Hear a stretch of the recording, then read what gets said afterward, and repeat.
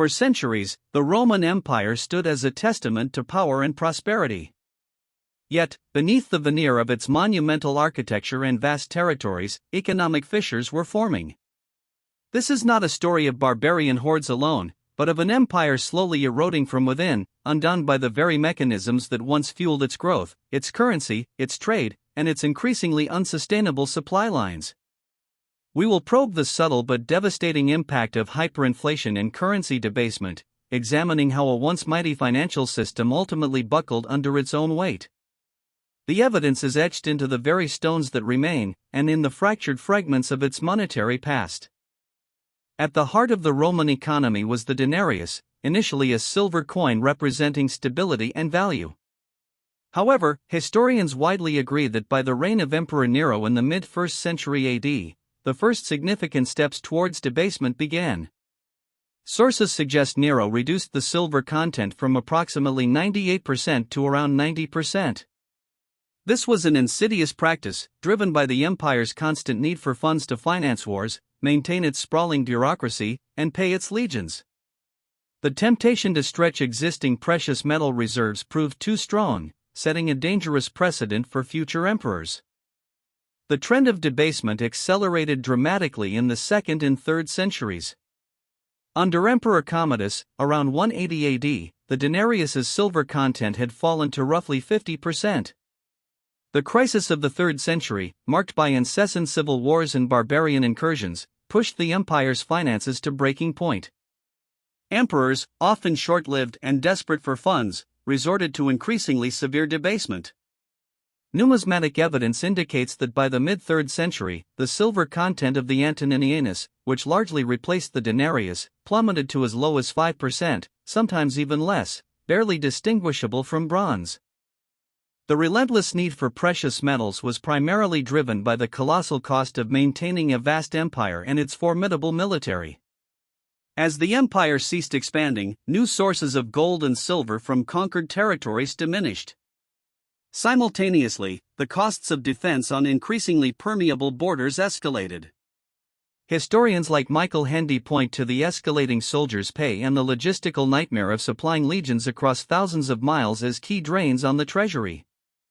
The debasement was not an act of malice, but rather a desperate attempt to meet fiscal obligations when genuine wealth creation struggled to keep pace. The immediate consequence of currency debasement was rampant inflation. As the intrinsic value of coins plummeted, merchants and producers demanded more and more of the worthless currency for their goods and services. Contemporary accounts and economic analyses suggest that prices soared exponentially, particularly during the 3rd century. For instance, scholars like Richard Duncan cite estimates of wheat prices in Egypt increasing by over 1,000% between 200 AD and 300 AD. This created an environment of economic chaos, where planning became impossible, and savings were wiped out overnight. The very notion of money as a stable medium of exchange began to disintegrate. In an attempt to combat spiraling prices, Emperor Diocletian issued his famous edict on maximum prices in 301 AD. This extensive decree fixed prices for thousands of goods and services, from wheat and olive oil to haircuts and legal fees, across the entire empire. The penalty for exceeding these prices was death. While well-intentioned, the edict proved disastrous. As economic historian H.W. Pleckett notes, it led to widespread shortages, a thriving black market, and merchants simply withdrawing goods from sale rather than selling them at a loss. The edict highlighted the government's inability to control market forces with fiat decrees. As confidence in the Roman currency evaporated, many areas of the empire reverted to a barter economy. This represented a profound step backward for an advanced civilization that had relied on standardized coinage for centuries. Historians like Peter Heather document how payment in kind, rather than currency, became increasingly common, particularly for taxes and military supplies. This shift further undermined the central government's authority and ability to project power. Economic activity became localized, reducing the need for long-distance trade and accelerating the fragmentation of the imperial economic system into smaller, self-sufficient regional units. Before its decline, the Roman Empire was sustained by an intricate and vast network of trade routes. Goods flowed from every corner of the known world: grain from Egypt and North Africa, olive oil and wine from Spain and Gaul, metals from Britain, and luxury items like silk and spices from as far east as China, traversing the Silk Road. These routes, both land and sea, were lifelines, ensuring the capital city and its legions were fed and supplied. The efficiency of this network was a hallmark of Roman logistical prowess, connecting diverse economies and fostering a degree of interdependence across the empire. Despite its impressive scale, Rome's supply chains were inherently vulnerable. Long-distance transportation, particularly by sea, was susceptible to natural disasters, piracy, and increasingly, barbarian raids. Land routes were costly to maintain and defend, especially as internal stability waned. The sheer volume of goods required to feed cities like Rome, which at its peak housed over 1 million people, created immense logistical pressure. Historians estimate that the city of Rome alone required around 150,000 tons of grain annually, a monumental undertaking that became increasingly precarious as the empire's economic and military might weakened. The cost of transporting goods over vast distances was enormous, even in a stable economic environment. Scholars have documented how shipping grain from Egypt to Rome, for example, added significantly to its final price. As currency debasement and inflation took hold, these transportation costs became even more prohibitive, often making it cheaper for provinces to produce goods locally, even if less efficiently, rather than import them. This economic reality contributed to the decline of inter-regional trade, fostering self-sufficiency at the expense of imperial integration and shared prosperity. The combined pressures of hyperinflation and unreliable supply chains led directly to the economic fragmentation of the Roman Empire. As the central government struggled to enforce its currency and secure its trade routes, provinces became increasingly isolated and self-reliant. Large estates, known as latifundia, grew in power, becoming almost entirely self-sufficient economic units, often bypassing imperial taxation and trade altogether. This decentralization undermined Rome's ability to extract resources and collect taxes effectively, severely weakening its central authority and preparing the ground for political disunity. A strong, loyal military was the bedrock of Roman power, but debased currency undermined its very foundations.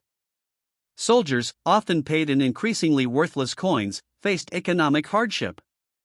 Their purchasing power diminished, leading to discontent and a decline in morale. This fueled a greater reliance on plunder and localized loyalties rather than loyalty to the distant emperor.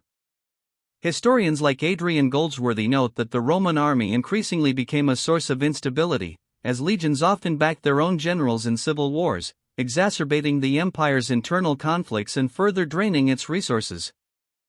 The debasement of currency severely complicated imperial taxation. When taxes were levied in coin, the government received funds that rapidly lost value, making it difficult to cover expenditures.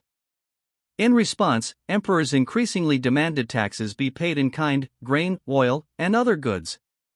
While this provided tangible resources, it bypassed the monetary system entirely, further reducing the need for currency and weakening the central government's fiscal control. Collecting and transporting these in-kind taxes also presented immense logistical challenges, straining an already overstretched administrative apparatus and fueling resentment among taxpayers. The economic changes had a profound impact on the demographics of the empire. Major cities, once centers of trade and imperial administration, began to decline as their economic functions faltered. Population numbers dwindled, and urban infrastructure fell into disrepair. Conversely, rural areas, particularly large estates, became more self-sufficient, drawing populations away from cities. This demographic shift further contributed to the decline of central authority and the fragmentation of Roman society. The vibrant urban life that symbolized Roman civilization slowly gave way to a more agrarian and decentralized existence. By the 4th and 5th centuries, the monetary system of the Western Roman Empire was in disarray. While attempts were made to re-establish a stable gold coinage, like the solidus, this new currency often failed to integrate with the deeply debased bronze coinage used for everyday transactions. This created a two-tiered monetary system, where only the wealthy could access stable currency, while the general populace was left with increasingly worthless money. Historians consider this separation a symptom of fundamental economic breakdown, contributing to the growing social and economic inequality within the empire. While the specific circumstances of the Roman Empire are unique, the principles of economic collapse it illustrates resonate even today. The dangers of uncontrolled currency debasement, the fragility of complex supply chains, and the challenges of managing hyperinflation are lessons continually relearned throughout history. From 20th century Weimar Germany to contemporary developing nations, the echoes of Rome's monetary woes serve as a stark reminder. Understanding these internal economic stressors provides a crucial lens through which to view not just the past, but potentially, the vulnerabilities of modern global systems. The magnificent ruins of the Roman Empire stand as a silent testament not just to external pressures and political intrigue, but to a profound internal economic decay. The systematic debasement of its currency eroded public trust and fueled runaway inflation. Simultaneously, the immense logistical burden of its vast supply chains became unsustainable, contributing to economic fragmentation. These intertwined factors, often overlooked in favor of more dramatic narratives, silently gnawed at the empire's foundations, proving that even the most powerful states can be undone by the seemingly mundane forces of economics. The collapse wasn't a single event, but a long, slow unwinding, driven by the very coins in Roman pockets and the goods on their tables.